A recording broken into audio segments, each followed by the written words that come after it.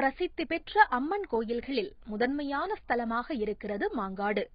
இங்கு வீற்றிருக்கும் காமாட்சி அம்மன் சக்தி ரூபமாக சாந்த சொரூபிணியாக காட்சி தருகிறாள்.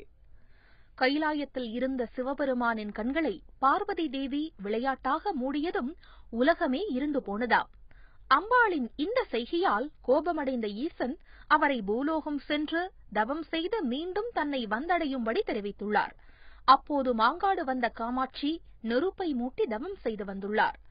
அங்கு அவருக்கு காட்சி கொடுத்த சிவபெருமான் காஞ்சிபுரம் வந்து தன்னிடம் சேருமாறு தெரிவித்ததை அடுத்து அம்பாளும் அங்கு சென்றார். இதன் காரணமாக மாங்காடு பகுதியில் உஷ்ணம் அதிகமாகவே இருந்துள்ளது. இதை அறிந்த ஆதிசங்கரர் அர்த்தமேரு ஸ்ரீசக்கரத்தை கொண்டு வந்து பிரதிஷ்டை செய்து உஷ்ணத்தை குறைத்ததாக வரலாறு கூறுகிறது. அம்பாள் ஈசனை எண்ணி தவம் இருந்த இடம் மாங்காடு என்பதால் இங்கு மனமுருக வேண்டி நின்றால்